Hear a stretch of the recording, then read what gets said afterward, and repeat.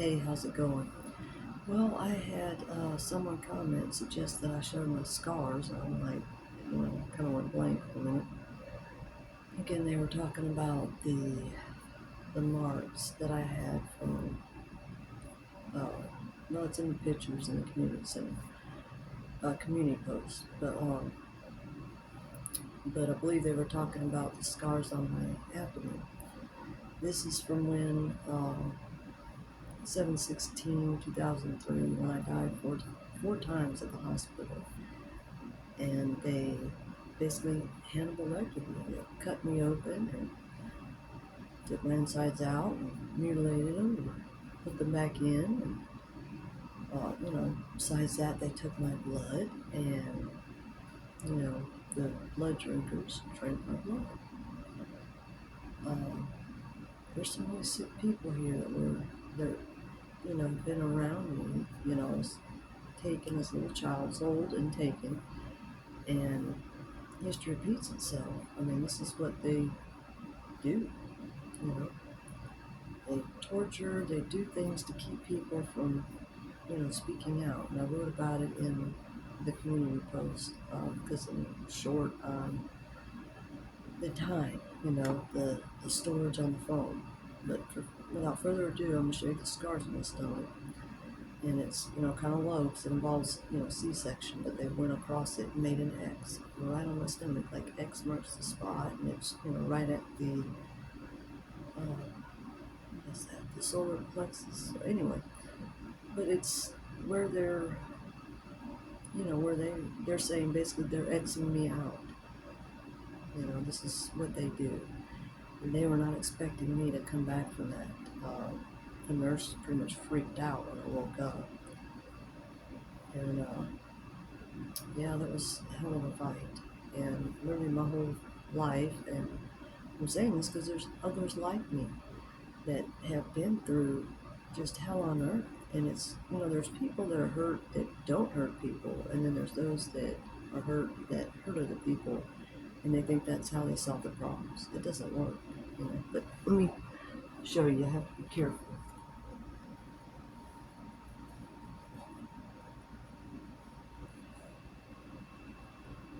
Let me see that line. This line right here is from a C-section, but that goes all the way up. That was the incision they did that day. Okay. I guess you could say they made a sword on me too. Um, but anyhow, you can see, the damage they did that day.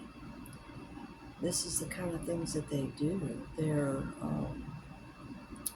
very sick, very, very sick, and they do MK Ultra. They do things that are horrific in order to get people to not speak.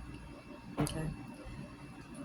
And there's been a lot of stuff going on around here that's made things very confusing because they attack communication. Like people that they harm and hurt and torture, they love to give them autism and keep them from speaking, and they know how to do this. I mean, it comes out of their mouth. They end up saying something like, the blood-brain barrier. Well, why would that be mentioned? And just things that are strange that they say, and you're, what? But that's, part of the autism is crossing the blood-brain barrier with metals, with heavy metals, which is poisoning, and they do it in all kinds of ways, but they're sick. They're very, very sick. And they do horrible things. Horrible things. They murder people. They do it in front of children. They murder animals. They do it in front of children to, and threatening anyone that they love. They do this to silence them. And what people need to do is to stand up to their oppressors and speak. You've got to speak out, whatever way you can speak out, even if you're struggling. I don't know if people can really grasp what it's like to be poisoned, attacked, people doing black magic on you, and I don't totally grasp completely what they're doing. I haven't like really delved into it because it's sick. I don't know, they're weird. And but when you have this many people, this is a cult or a covenant that has like 1 million worldwide. Okay? And they get all their people to get more people together and practitioners together to all come against you. I mean, my own mother was involved in this. I was told she was my aunt, but she's actually my mother. She's big time involved in it. Hiring hitmen, and her and my uncle, who's not my dad, um, do everything they can to force me into relationships I didn't want. When I was 7 years old, I prayed to not get married and to be left alone, to not be touched. 7-year-olds aren't praying that unless someone's doing something to them. And they like to do it using poisons, drug them, and then do something when they're out cold.